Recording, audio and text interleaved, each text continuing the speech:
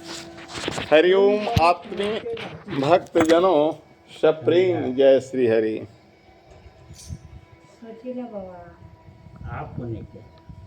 सुनो, ध्यान देकर सुनो। शनिवार को यानी अमावस्या है। आज 14 तारीख को है ना, 15-16 तारीख को वट सावित्री व्रत है। सभी स्त्रियां वट सावित्री व्रत करती है। बट सावित्री व्रत करती हो तो सावित्री की कहानी सुना देता हूँ, और साथ ही साथ सावित्री समान बनो, पति की आज्ञा मानो, पति की चुगली मत करो, पति की सेवा करो। पति परमेश्वर है। पति से लड़ाई झगड़ा मत करो, पति को डांटो मत। आज बात बात पर पत्नियां पति को झट डांट देती है, जैसे वो पति क्या उसका नौकर हो। चुप रहो, यह करो वह करो। तो सोचो, पति परमेश्वर। गोस्वामी तुलसीदास जी ने लिखा है, एक ही व्रत एक ही जप नेमा, और मन काय बचन पति पद प्रेमा। एक ही जप है, एक ही तप है, एक ही व्रत है। क्या है? मन से, काया मानी शरीर से पति के चरणों में प्रेम। मन से पति का रहो, किसी दूसरे पुरुष की सपना भी मत देखो। फिल्मी गाना सुना होगा, ए आंखें उसी रात हो जाए अंधी, जो देखे तेरे सिवा सपना किसी की। तो ये गाना भी शिक्षा देता है, अपने पति के सिवा किसी पर पुरुष की सपना तक नहीं देखना, उसकी छवि तक नहीं निहारना। इसी को कहते हैं पतिव्रता धर्म। तो ऐसे ही एक महान पतिव्रता नारी सावित्री हैं, जो राजा अश्वपति की बेटी हैं। उनकी कहानी मैं सुनाता हूँ, और ये व्रत उन्हीं के नाम से चलता है। इसी कारण से आप लोग बट सावित्री व्रत, बट की पूजा करते हो, क्योंकि सत्यवान का प्राण कहाँ गया था? बट के नीचे, और उसने प्राण को पुनः पाया था। तो आइए सुनिए, महाराज अश्वपति को कोई संतान नहीं था। ध्यान से सुनिएगा। और माता गायत्री के वे उपासक थे। आज के युग में क्या मांगता है लोग? बेटा चाहिए, जबकि बेटा घर से निकाल देता है। लेकिन उस जमाने में अश्वपति ने, जब गायत्री माता प्रसन्न हुई तो बोले, ब्रह्मपुरी वरदान मांगो। तो उन्होंने कहा, गायत्री माता यदि आप प्रसन्न हैं तो आप मेरी बेटी बनकर आ जाइए। गायत्री माता तो पर गए फेरे में, चले थे वरदान के लिए, और लेना पड़ा मानव जन्म। अब भगवान जब किसी को कह देते हैं तो वचन पूरा करना। विष्णु भगवान बार बार जन्म लिए हैं धरती पर, तो गायत्री माता को भी जन्म लेना पड़ा। गायत्री माता बोले, एवं मस्तु, मेरा नाम सावित्री होगा। गायत्री का एक नाम सावित्री भी है। गायत्री और सावित्री, जो पंचमुखी गायत्री की मूर्ति है ना, उसे सावित्री कहते हैं। वहाँ मंदिर में हमने स्थापित किया है ना, पंचमुखी मूर्ति सावित्री है, उसे सावित्री कहते हैं। जो एक मुखी गायत्री वेद माता गायत्री है। तो सावित्री के रूप में गायत्री अवतरित हुई। देखते देखते वो जवान हो गई, और उनमें करोड़ों सूर्य की, उनकी चेहरे पर जो सुंदरता थी ना, करोड़ों सूर्य की तरह कोई पुरुष देख ही नहीं सकता था। जो उधर देखता था वो देख ही नहीं पाता, उसका आंखें चुंधिया जाता। रात में जब देखते हो गाड़ी चलती है तो लाइट मारता है तो आँख क्या हो जाता है? चुंधिया जाता। तो एक छोटी सी लाइट तो हमारे आँखों को अंधेरा कर देता है। और करोड़ों सूर्य, हम सूर्य को देख पाते हैं? नहीं देख पाते हैं। सुबह थोड़ा सा देख लेते हैं हल्का हल्का, लेकिन दोपहर का सूर्य देखो नहीं देख पाएंगे। तो करोड़ों सूर्य की कांति थी सावित्री के चेहरे पर, कोई पुरुष देख नहीं पाता था। इसलिए सावित्री से विवाह करने के लिए कोई पुरुष तैयार नहीं था। खोजते खोजते वर सावित्री के बीत गई उम्र। अंत में राजा अश्वपति ने कहा, बेटी तुम खुद जाओ, अपने मनपसंद वर लाओ। रथ सजाया गया, मंत्री सिपाही, राजा की बेटी थी। राजा ने बता दिया, फलना फलना मेरा दोस्त है, उसका सुंदर बेटा है, उसके पास जाओ। सावित्री गई, उसको भी पसंद नहीं की। दूसरे के पास गई, उसको भी पसंद नहीं की। अंत में एक जंगल में एक लकड़ी वाला को देखी सावित्री। उसे देखते ही देखते, वर जो होता है ना, भगवान चुनते हैं, और आज से नहीं, वो जन्मों जन्मों से बंधन होता है। जैसे राम सीता को देखे, राम किसी स्त्री को नहीं देखते थे, लेकिन जब सीता को देखे तो सीता के होकर रह गए। सीता किसी पुरुष को नहीं देखती थी, जब राम को देखी तो दोनों नैने लड़ी की लड़ी रह गई। राम जी को देखकर जनक नंदिनी बाग में खड़ी की खड़ी रह गई, है ना भजन। राम भगवान देखते तो वैसे ही सावित्री ने सत्यवान को देखा और सत्यवान ने एक नजर सावित्री को देखा। जिसके मुख पर करोड़ों सूर्य की आभा कोई पुरुष नहीं देखता था, उसे किसने देखा? सत्यवान ने देखा, उसका चेहरा टिका। सत्यवान का अर्थ क्या होता है? सत्यवान, जो सत्य को धारण करें। नारायण का क्या मतलब होता है? सत्य नारायण। तो सत्यवान के रूप में कौन थे? नारायण थे, अवतार लिए थे, वो धरती पर लीला करने के लिए आए थे। तो सत्यनारायण होते हैं, सत्यनारायण सत्यवान बन के आए थे। और सावित्री ने प्रश्न किया कि हे राजकुमार, मैं आपसे कुछ प्रश्न करना चाहता हूँ। बोला राजकुमार? मैं राजकुमार नहीं, मैं तो लकड़हारा हूँ। सावित्री हंसी, बोली आप तो देखने में राजकुमार जैसे लगते हो। बोली लगता तो हूँ, वंश भी वही हूँ। मेरे पिताजी राजा थे, लेकिन मेरे चाचा जी ने सारा राज हड़प लिया है, और मेरे पिताजी मेरे माताजी जंगल में रहती हैं, अंधे हो गए हैं। सावित्री बोली मैं उनसे मिलना चाहती हूँ, मिले। सावित्री सत्यवान को पूछी क्या मैं आपसे विवाह करना चाहती हूँ, आप कर सकते हो? बोला कि मैं तो गरीब हूँ, निर्धन हूँ, लकड़हारा हूँ, माता पिता ने उनकी सेवा करता हूँ। तुम तो राजकुमारी, इतने सारे सैनिक तुम्हारे पास रहते हैं, इतने घोड़े, इतने गज है तुम्हारे साथ, क्या गरीब निर्धन से विवाह करोगी?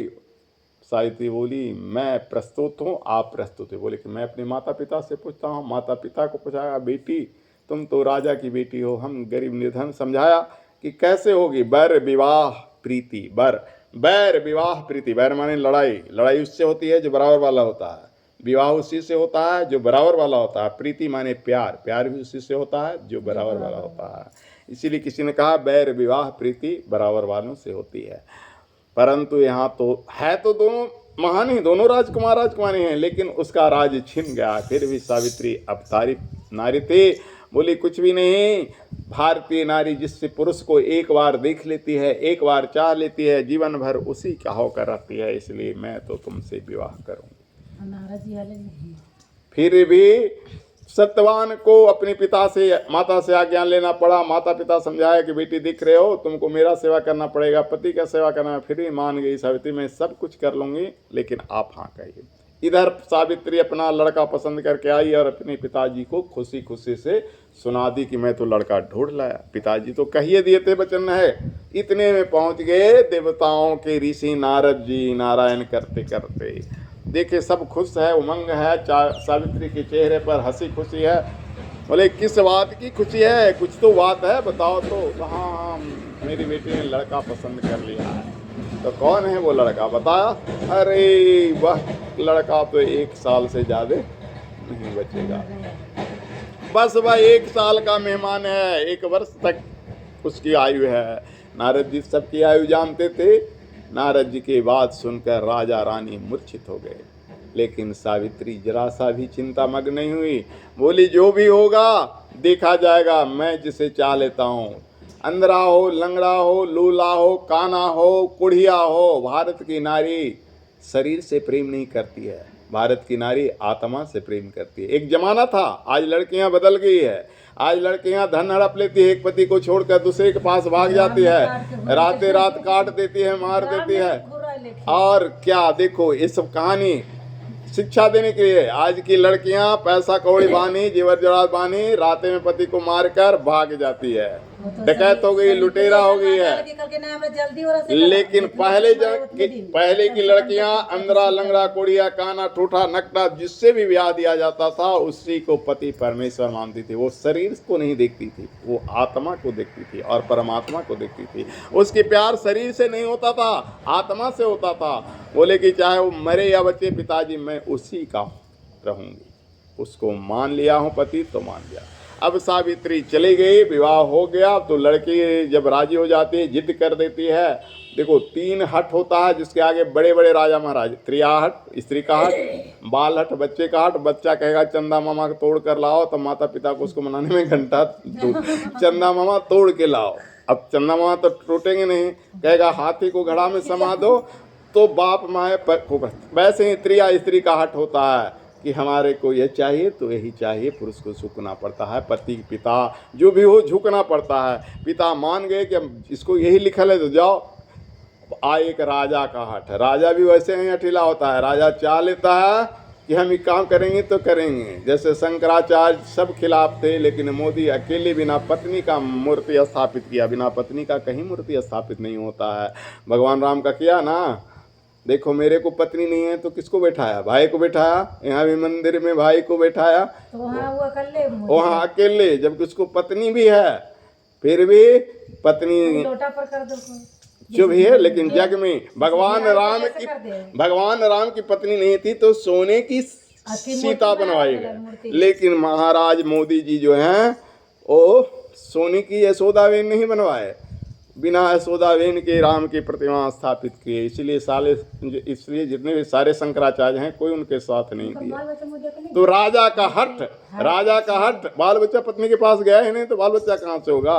राजा का हट हठिला होता है। तो चलो उतना लंबा कहानी नहीं, किसी नेता से हमको नफरत नहीं है, ऐसे निकल गया। मोदी हमारा कोई शत्रु नहीं है, निकल गई कहानी, जो सत्य बोला। आइए सावित्री पर आप लोग सीखिए सावित्री से। सावित्री ने विवाह किया सतवान से, जानते हुए कि कम उम्र है। आजकल लड़कियां दूसरा शादी कर लेती है, पति के मरते हैं, लेकिन सावित्री ने क्या किया सो सुनिए। सावित्री ने गायत्री माता का जप करना शुरू कर दिया कि 1 साल आते आते गायत्री माता को हम प्रकट कर लेंगे और अपना पुरस्चन पूरा कर लेंगे। लेकिन 1 साल से पहले ही, माने उसका 1 साल हो गया था, किसका, सत्यवान का। लेकिन इसकी जो साधना शुरू हुई, विवाह के 2, 4, 5 दिन बाद ही ने वो अनुष्ठान शुरू की। इसका 1 वर्ष पूरा नहीं हुआ, काल जमराज आ गया।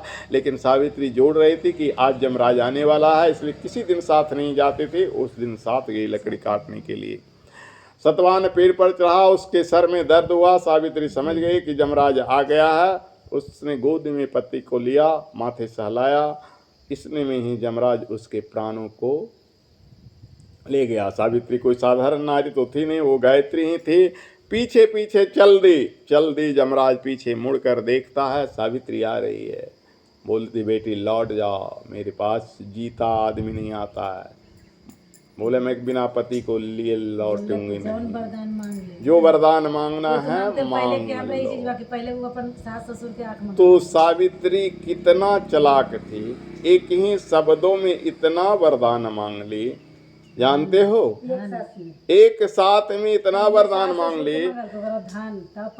अलग अलग कहानी में अलग अलग है, लेकिन एक जगह कैसे वरदान मांगते हैं। बोलते हैं, मेरे माता पिता यानी सास ससुर सोने के थाल में, सोने की कटोरी में 56 प्रकार को व्यंजन अपने गोद में पोता पोती को लेकर खिलाते हुए बहुत प्रसन्न हो, उसे देखें, उसको निरखें। अब देखो एक साथ क्या सोने 8 पुत्र मंगल के, एक साथ कितना मांग ली ना, कि सोने की थाली में, माने राजपाट वापस चल गया था, राजपाट भी आ गया, सहस्त्र पुत्रों की माता भी, सतपुत्र माने 100 बेटी की माता भी बन गई। और पोता पोती कैसे खिलाएंगे, जब सतवान जीवित होगा तब ना। एक ही साथ ही वरदान मांगे है, लेकिन फिर भी सतवान जमराज बोले, बेटा जाओ होगा। तो बोला, कहाँ से होगा, जब मेरे पति को जा रहे हो तो मेरे दादा दादी उसके पोते को खिलाएंगे कहाँ से, जब मेरा पति तुम्हारे साथ था। अब तो जमराज फेरे में पड़ गए, कौन वरदान दे दिया। इसके साथ उसने सब वरदान मांग लिया। सोने के थाल, सोने की कटोरी, 56 प्रकार का व्यंजन, यानी राजा रानी होना, आंखों से देखे पोता पोती को, यानी उसका आंख की ज्योति भी लौट जाना, और पोता पोती को खिलाया यानी उसका पति को भी लौट जाना। एक ही शब्द में मांगी है, एक ही लाइन में, एक ही वाक्य में मांगी है, लेकिन सारे कुछ मांग लिए। तीनों वरदान जो अलग अलग किताबों में है ना, वो एक बार ही मांग लिया है। तो कहने का मतलब हुआ कि आप लोग सावित्री की वरदान व्रत कीजिए। खाली 108 फेरा क्या फेरा देते हैं आप लोग, हाँ 5 खिवा देते हैं, 5 फेरा ही मत डालिए, 7 डाले चाहे तो। पूरे पति की बात मानिए, पति की सेवा कीजिए, पति को मत डांटिए, और गुस्सा में कहीं फ़ोन मत काटिए। आजकल की पत्नियां क्या कर देती ना, 2-4 बार फ़ोन स्विच ऑफ कर देगी, ब्लॉक कर देगी। का है, पति हमारा बात नहीं माना। तो ये सब काम मत कीजिए। बाबा को पत्नी नहीं है, लेकिन सारी पत्नियों की हाल मालूम है कि कैसे आज की पत्नियां होती हैं। और इसी कारण से बाबा ने शादी पत्नी नहीं तो बाबा बैठे बैठे ना देखा देखते हैं जानकारी सब। इसलिए आप लोग ड्रामा हुआ है। बैठे बैठे ना देखा थी। तो सावित्री की कथा से शिक्षा ग्रहण कीजिए और परसों सावित्री व्रत पर संकल्प लीजिए कि अपने पति को प्रसन्न रखें। पति आपसे कुछ नहीं मांगता है, धन दौलत कुछ नहीं मांगता है, क्योंकि धन दौलत कमा कर देता है। बस सिर्फ आपके चेहरे की मुस्कान, आपकी सेवा चाहता है। वो जब घर आए तो उससे लड़ाई मत कीजिए, उससे इतना सेवा से प्रसन्न कीजिए, कभी क्रोध मत कीजिए। यही सबसे बड़ा वरदान रहेगा उसके लिए। यही सबसे बड़ा मोबाइल में बता रहे हो, शनि जलंती जाइए।